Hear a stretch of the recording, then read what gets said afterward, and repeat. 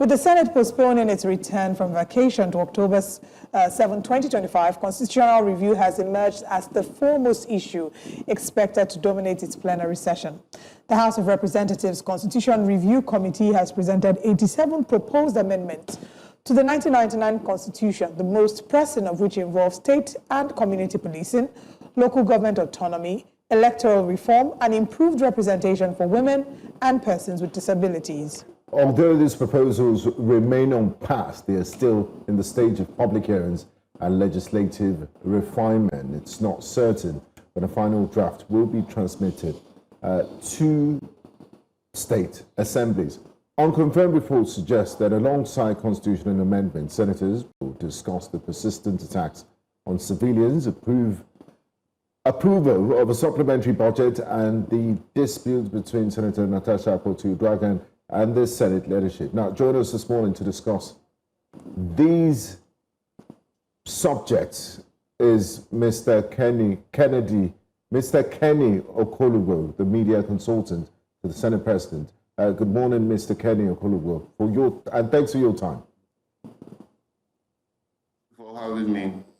Now, let's start with the delay in resumption. After a 2-month recess, so many Nigerians are wondering why the change to a new date of October 7th, and does that not affect the schedule for constitutional amendment work?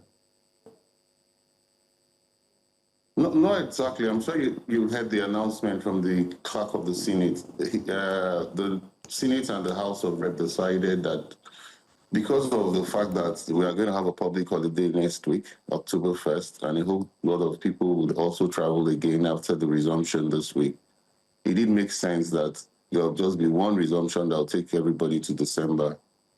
And that was one of the main reasons that the resumption date was shifted for the House of Representatives and the Senate.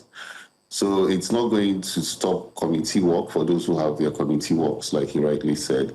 And by the time resumption comes from the 7th of October, they will hit the ground running. Don't forget that the executives are here to submit the medium-term expenditure framework and the physical strategy paper, which is also going to take a whole lot of time. And if need be, I'm sure the both chambers could extend their sitting times to even Friday, Saturdays, which they have done before, to make up for any time that is lost. All right, that's comforting. Then let's talk about the bills that are being proposed. Of the 87 bills being proposed for constitutional amendment, are there bills that are being prioritized by the Senate, and what are the criteria that are being used to decide urgency? If you look at what the House of Rep did yesterday, the Senate hasn't gone into their details. By the time the Senate goes into their details, more highlights will be given by the spokesperson of the Senate, Senator Yemi Adaramodu. But if you look at what the House of Reps did yesterday, they've already dropped one. It's no more 87, it's 86. They've dropped citizenship and indigenship. If you look at it, so it's 86 that they're dealing with now. But if you look at the focus, what Nigerians are actually focused on now is the issue of state police. They are very concerned about it, because if you look at the bill that was sponsored by the Deputy Speaker, Benjamin Kalu, that is the H617B bill, it clearly says that we must remove policing from the exclusive list to the concurrent list. And by the time you take it off the exclusive list to the concurrent list, we are going to have a situation whereby the houses of assemblies will not be allowed to legislate on security matters, which was never done before.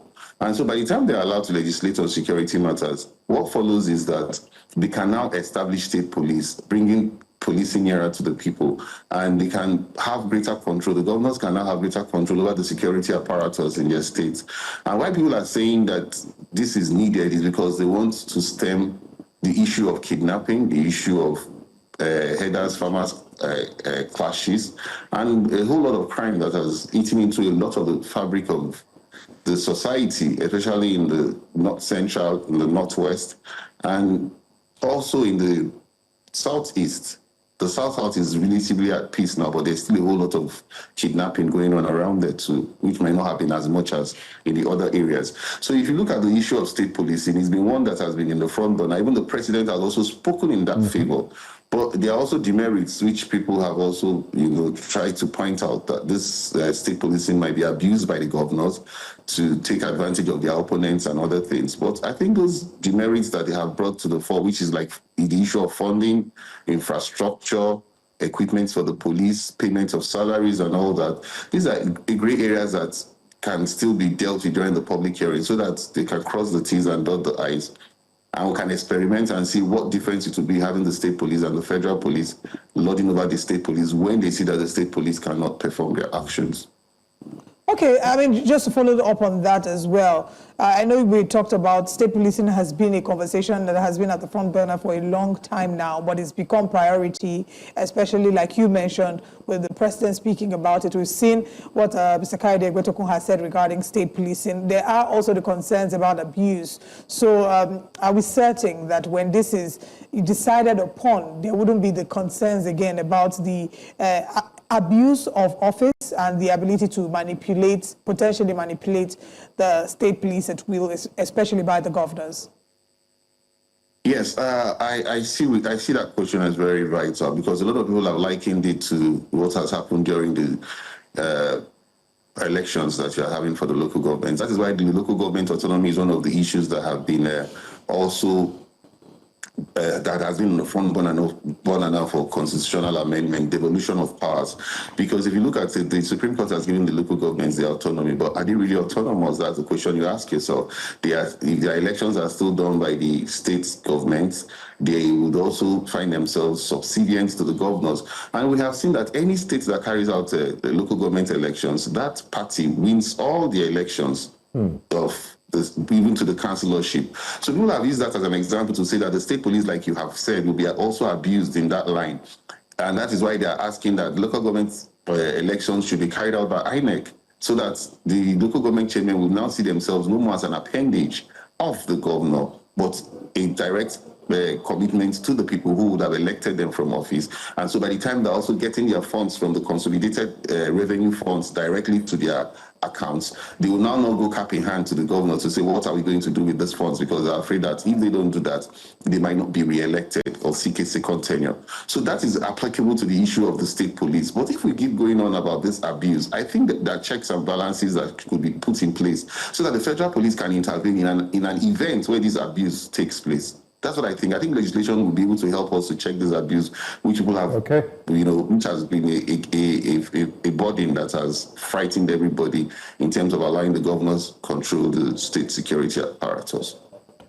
Now, the Senate and the National Assembly definitely does have its work cut out for him with this constitutional amendment process that we're seeing. The process still going through public hearings, legislative debates. When can you put a timeline to when we expect this exercise to be completed and when it will be transmitted to state houses of assemblies?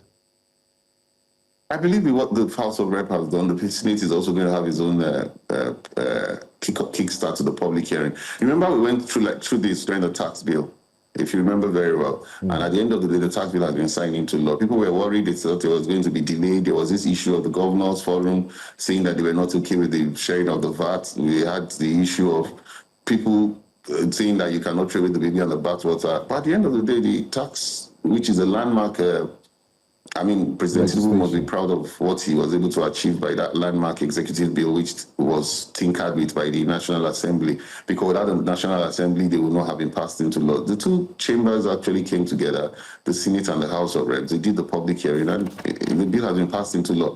So if you had to ask me, from what I see and from what I hear from behind the scenes, by March, we should be talking about gathering up aggregate all the opinions of the 6 geopolitical zones, and the bill for second, third hearing, and once it crosses third hearing, it becomes a law, and it's passed to the states. It's going to pass to the state houses of assembly to seek their concurrence of 2/3 of the members of the State House of Assembly. And don't forget also that for the police to pass, but to leave the concurrent list to the legislative, to the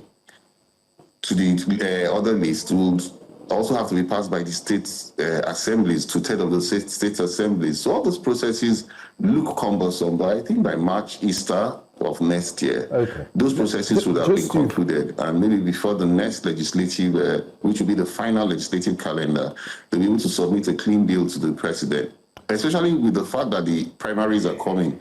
If you remember, Buhari was not able to vote vote in that primaries no governor voted in that primary because the legislation that was done effectively shut out all those who were elected from voting in their primaries. All those are things that are going to take charge of in terms of the electoral reform. Okay. And I think that would make it imperative that even before the political parties start their primaries, maybe sometimes in May, June, this constitutional amendment would have been achieved. Now, just to follow up, for political educational purposes, will these legislations be debated as a package, or are we going to have a line-by-line, issue-by-issue debate when it gets to it's constitutional amendment. It's line-by-line. It can't go as a package. It's a constitutional amendment. The committee of the whole will have to sit and consider each amendment. That's why I said it's going to be cumbersome. It will be considered line by line. Okay. That has always been the practice. All right. Women's groups have long clamored for adequate representation in the political space, and this being reflected in the Constitution. If we go back to the Beijing Declaration in 1995, that sort of set a global standard for how women should get 35% affirmative action. An argument that even though in 2022 there was a court judgment in support of, many people would say it's not represented in the Constitution. Women's representation, how much of an important conversation is it in this constitutional review? And will women and persons living with disabilities not just be reflected, their representation not just be reflected in the Constitution, but also they be carried along in the process of the review? Speaker Abbas and Senator Akpoti-Uduaghan have been passionate about this and they have committed to it. But if you look at it, in my own opinion, as an analyst, I'll tell you that a lot of this women bill comes from the lack of internal democracy that is practiced in most of the political parties. Because if internal democracy is entrenched in the political parties, you will see more women winning tickets and contesting for elections. But because of this issue of godfathers and people looking for those loyal to them and not those with political value, always being endorsed most times for primaries and going to the main elections to try to rig, it becomes impossible for women to have that affirmative right of 35%, which you have also said. Because before now, we had a lot more women in the Senate and a lot more women in the House of Rep. And we have seen that over the years, it has continued to dwindle. So that is why you see that they are conscious of the fact that they are open to that bill. But it depends on how the entire 360 members of the House of Rep and the 109 senators view it when it comes to the time of amendment. I think public perception has also agreed that that bill becomes quite necessary. But some will also tell you that it might promote mediocrity, because now see a lot of people hiding under that bill because they are women to try to push themselves without going to, contest for an election or test their popularity in the primaries and being able to emerge winners at the main election. So it also has its own demerits if you look at it from that perspective. But I think the demerits are minor compared to the merits in which the way the people are viewing it. Well, I'm glad that you mentioned the demerits being minor, because if we check the voting population consists vastly of women, yet they're represented. We have 4 out of 109 lawmakers that are female. So, well, sorry to butt in. Like you rightly said, it's mostly women. But you find out when you go for the election, women don't vote for themselves.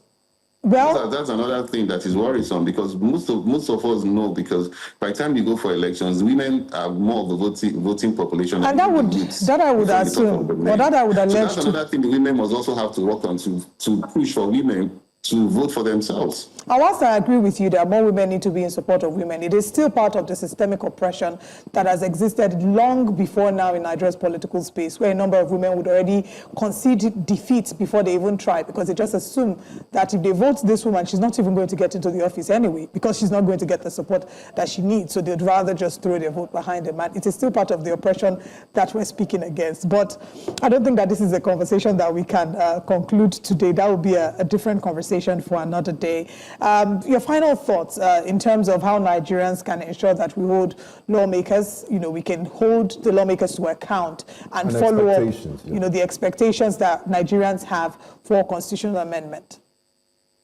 Yes, the most important aspect is that they have seen a drive to ensure that for the first time we have 86. 86 is a whole lot. So holding them to account is to ensure that they attend those public hearings in their droves, when those public hearings come, they shouldn't shy away from it, because all the papers and memorandums that are going to be submitted will be looked at, will be checked painstakingly, and they will be used to aggregate the opinions of each of the 6 geopolitical zones when they're making this presentation for the final amendment. So attending the public hearing is what is most important for members of the public, so that at this time, those main areas that have been complaining in the Constitution, especially devolution of powers, making the center weaker, all these are things that they can drive towards when they make their presence felt. And then the members of the parliament will have no choice but to aggregate these opinions and take it back to the 2 chambers, the bicameral chambers, the Senate and the House of Reps. All right, Mr. Kennedy Okolugbo, thank you very much for joining us. We look forward to having an interesting conversation and following up with the constitutional amendment process from the House as well. Thank you for your time. Thank you for having me. All right.